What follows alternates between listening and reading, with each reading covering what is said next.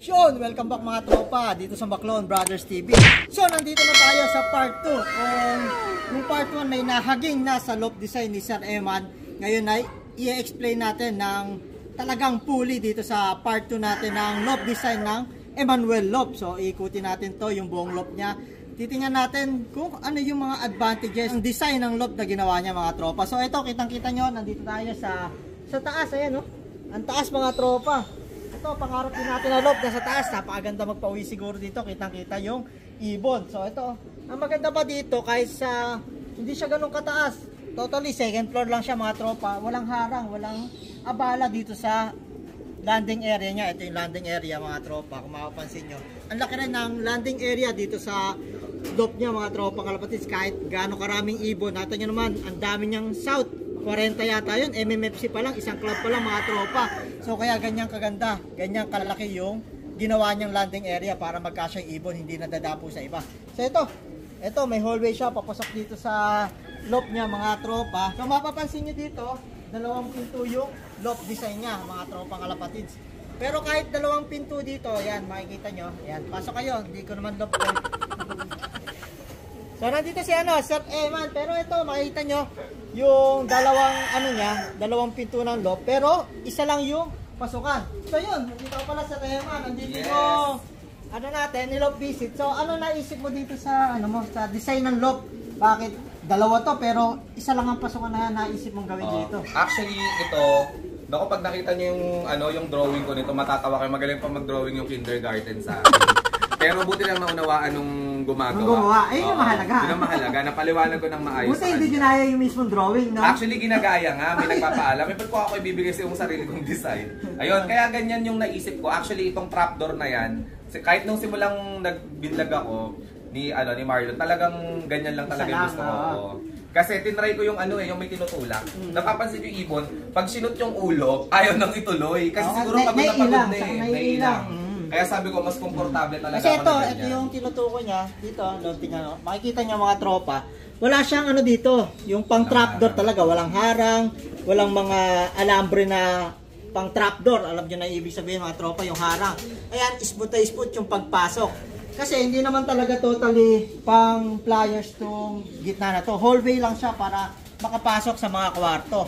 So, mapapansin nyo rin, di ba, ganito rin yung loft natin sa bahay. May hallway sa gitna, tapos papasok dito. Ngayon, maganda mga tropang kalapatid. Sa kung halimbawa, may uuwi na late sa karera, nag-smashan, o kaya may late na hindi mo na maantay, training, may pasok ka, aalis ka. So, nandito lang siya. Kahit nagputik siya, o kaya saan man siya nagpunta, hindi siya makakahalubilo doon sa mga ibon nyo kung may dalaman siyang naging sakit o nakainom sa palaya na may lason, hindi madadamay. Dito lang muna siya sa gitna, ganun yung magiging mangyayari. So ito, tingnan natin, apat yung dito, kwarto, no, Sir Eman, pakipaliwanag nga, ano ba itong unang kwarto na to? Bali ito, nakadesign talaga itong unang pinto sa south. Kasi ito, favorite ko talaga south eh. South, oh. Tapos dito naman yung north na lalaki. Okay? Yan. Ito, kak. Bali magkahiwalay yung hen at kak. Yun. Tapos dito naman ay, actually eto, kasi nga dahil konti lang yung north natin. Dahil wala talaga akong young bird ng north ngayong taon eh. Kasi nga, di ba nagpagawa ko ng bagong loft. So hindi ako kumuha ng singsing kasi hindi ko alam kung kailan matatapos to. Dahil yung unang gumawa nito nagkasakit. So hindi niya natuloy. Kaya pangalawang labor, yun yung nakatapos talaga nito.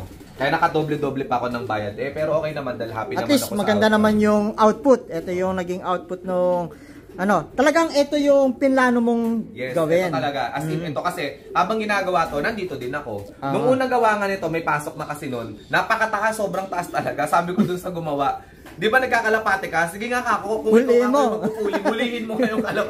Kaya ang ginawa, pinutulan pa to. Kaya yung isang buong araw nila, nasayang pa dahil pinutol-putulan pa to. So ano naging height niya? Parang 7 feet. Mga 8. Taas talaga, sobrang taas. Di ko pero ito, hindi itong naging natapos. Anong plano mo talaga? Anong taas talaga dapat? Yung lang, talagang kaya ko lang. Mga yan, sakto lang. Saktong-sakto lang kasi. Para pag nanghuli, hindi kung mataas, paliparan pa yung mga ibon. Pahirapan. Pero mababait naman ibon ko once na bumaba dito. Basta nakaupo ka, tapos huliin mo siya. Hindi naman na masyadong gumagalaw. Talagang nagpapahuli. Sanay naman. Sa pagkilala ka naman ng sarili mong ibon. So yan, pare-parehas lang naman yung naging pero may balak pa, alam ko si Sir Eman dito, lalagyan mo siya ng mga back spurge pa. So yan. Kasi nag-trial and error ako eh. Kala ko kasi kapag walang back spurge, hindi mangingitlog. Nangingitlog din ayun, tinan mo, may itlog. Ayun, may itlog dito. Oo, yan. Partida, puro hen pa itong mga nandito. Ano yun yung mga LGBTQ. Well, nagkaasawaan pa rin sila, ano? Tomboy yata yung mga yan. So, yung design din ng ano niya dito, pa-sliding para syempre yung space niya, hindi ka makakasagabal ng ano, tama. Maganda yung pagkaka-design nito. Etong hallway na to, halos 1 meter mahigit siguro, yan no. Yan, para talagang ano lang dito, daanan na ibon pagka galing papasok dito. So yun Sir Eman, mapapansin namin dito, ang karamihan sa mga purchase mo dito sa loft mo, yung mga B-perch. Ano ba yung reason bakit yung ganyan yung ginamit mo? Okay, napansin ko kasi dun sa old loft ko, yung una kong loft, naka-box perch kasi talaga agad ako doon. So, yung mga babae, nangingitlog sila. Eh, napansin ko nung kumarera ako ng South before, yung isang kalapati ko na anak ng opal ko, yung Rizel, live yon. So, ngayon, nung nag-cut off siya, tawag dito, pagdating niya, bigla siyang umitlog. Kaya sabi ko, mahirap talaga kapag nangingitlog. Yun yung naging dahilan. Oo. Kaya, ang pinaka naging ano mo, idea mo kung para maiwasan yung mga ganun sanang senaryo, ay mag-B-perch sana. Oo. Kaya lang, may umiitlog talaga, hindi maiwasan. Ayan, talagang mapapansin natin talaga sa experience natin, hindi talaga maiiwasan yung ganun. Ang isa pa sa ganun na nakikita ko, kung magkapari sila, eh alam naman natin ibon, territorial. Kaya pagka ganyan na walang box perch sila, mapapansin niya mga tropa, kung sila dyan umitlog yung magkapares, ite-territoryohin niya nila yung buong ano, yung buong lapag. Ganun yung napansin ko sa experience namin sa sarili naming loft. Kaya lahat ng bababa, iinom lang, kakain, inaaway nung barako kasi sakop na nila to kasi dito sila nag-breed eh. Kung lalagyan nyo syempre sa motivation, lalagyan natin ng ano yan eh, para ma-motivate sa derby, lalagyan natin ng pugaran para maging motivation. So, sa nakita nyo na yun, Sir Emma, na B-perch na yung gamit nyo pero umitlog pa rin yung ibon, magbabala ka na bang maglagay ng mga box perch? Actually, may kinausap na akong gagawa sana ng box perch, kaya lang marami pang gawa eh. Pag hindi pa rin, baka lambingin ko na lang yung tatay ko, siya ulit gumawa. Ganun na lang. Ano bang balak mo, Sir Emma, na box perch dito? Yung may widowwood ba o yung simpleng box perch? Ang balak ko kasi talaga na widowwood dapat dito eh. Kaya lang dito ko nalagay mga pampa-arty ko eh, di ba? May mainam na wala yun dyan para Baka tambahin. maglagay ako doon sa loob ng widowwood, pero mga ilang piraso kasi pagdating naman ng talagang derby, hindi naman ganong sobrang dami yung di ba? Yung dumadating na kalapate. So, yun yung naiisip. Lilimitahan mo lang. Lilimitahan lang natin. Kung sino lang yung may pares siguro, yun lang gagamit ng sa pang motivation. Talagang widowhood talaga mas maganda mga tropa. So, ito kasi talagang hindi pa siya totally tapos na Sir Eman. Talagang pa. Kasi natin nyo naman bagong gawa pa lang. Wala na tayong budget. Wala na raw budget ko. Pwede na! Kuwari lang to si Sir Eman. Kung magkano yung inabot ng buong lock niya? Ng lock ko. Ito, may kasi siya eh. May kasamang recycled na mga bakal. Katulad to inapakan natin na to. Galing to dun sa luma kong loft. Pero kung mapasin nyo dyan, may duktong na. Yan ay mga bago yung mga part na yan. So, naka 200,000 lang ako dito sa na to. Sure, 200,000 ang nagastos dito sa loft. Kaya lang, kasi kung pinagawa ko to na lahat bago, baka hindi lang yun ang magastos. Oo, tama. Apakamahal ng bakal mga tropang kalapatids. Tapos, labor pa. Magkano ang labor ngayon? Doon ka uubusin. Pero syempre, barya lang yan kay Sir Eman. Hindi. Hindi, syempre, alam mo yan, pagka talagang mahal natin yung hobby natin, kung ano yung ikasisi yan ng mga ibon nating mga alaga. Paggawa naman nito, dumating naman yung mga achievements si Sir Eman. Doon, ibig sabihin, medyo nakabawi-bawi ng konti. Ibig sabihin, maganda yung naging style ng loft niya. Dito pa lang sa pooling, ang bibilis pumasok. Nakita nyo naman yung una nating video in part 1. Hindi pa tinatawag si Sir Eman, nakapasok na dahil mataas ng loft. Tapos ganun din niya si nanay. Kaya, kaya pag uwi ng ibon mo galing sa pasok agad, walang sasayangin na oras, no? Partida, hindi pa naka-i-clock yan. Ite-text pa yung kasi... May i-clock dyan, kaya lang, hindi ko pa kinakabit. I-clock ready siya kasi sa MMFC ni Sir Eman gagamitin yun. Yung naka-derby niya ngayon, Guarpa, via via text. Pero, yun, kinakaya ni Sir Eman na pabilis mag-text kasi mabilis din naman pumasok. Yes. Ano yung last week mo na naging lipad sa Guarpa, Sir Eman? Yung isang ibon natin, rank 8 yata, or rank 10. Pasok sa top 10. Pasok sa top 10 siya, Yun yung first lap ng Guarpa. Lang kasi siya, first lap, rank 8. Pero nung fan days, pumwesto din siya, rank 1, rank 3, kaya lang, hindi siya nakauwi ng hindi siya nakauwi ng third lap, pero nung sinuma yung mga laps, nag-rank 9 pa siya. Oh, 9th overall pa rin 9th siya. overall siya. Di pa, kung parang kudag-clock siya nung yun last nga niya, no? sayang. May pagka overall sana, no? Yes, sayang. first ever. Sana. Ayun sana, masakit sa dibdib. Okay lang, marami naman napundar na pera sa atin sa pooling. Ayun, ang mahalaga, medyo binawi yung konting gastos sa loob, naibawi ng ibon. Ayun, ang maganda mga tropa talagang pagka hindi mo tinipid yung ibon, tama, diba? Pag di mo tinipid, hindi ka rin titipirin sa paglipad niyan. Yung kagandahan sa Kalapate. Napansin ko sa Kalapate mas madaming maraming kita. Yun. Kasi di ba, halimbawa, sana all. di ba, sumali ako ng pooling. Ang binayad ko lang naman 120. Ang tinamaan ko dahil nag-first siya, tinamaan ko 5,000. O di ba, ang laki.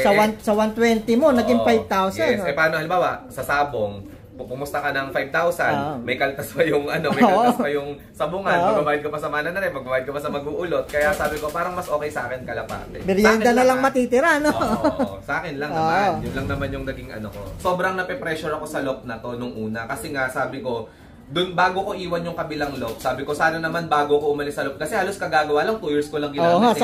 May mag-superset naman sa akin. Nabigay naman. Binigay naman ni Lord, nag-superset naman tayo, dalawa na pa superset natin. Yung dito na may pressure ako kasi mas malaki yung gastos ko dito. Tapos mas nagdagdag tayo ng Kalapate. Sabi ko, Diyos ko po, baka mamaya ganda-ganda ng loft ko, bulok naman yung ibong ko. Hindi, kaya ko na pressure. Kaya mo, Pandays pa lang nagpakitang gilas. Ito yung unang lipad ng loft na to. Yun. All bird. Kaya yun, titingnan, abangan natin yung sa mga susunod pa na karera, no? Pero sa subok niya, maganda na, mabibilis pumasok. Kaya sa clocking, maganda, pumapasok lagi sa top 10 karaniwan, no, Sir Eman. Tumatop 10 naman talaga. Kasi kami, nakita rin namin na actual dito, mga tropa. Ito, pinaronda. Ayan, mga pinaronda. Hindi na tinawag, kusang pumasok pagbaba sa landing area. Yung ibon namin, hindi ganyan, maghahabulan pa kami sa labas, eh.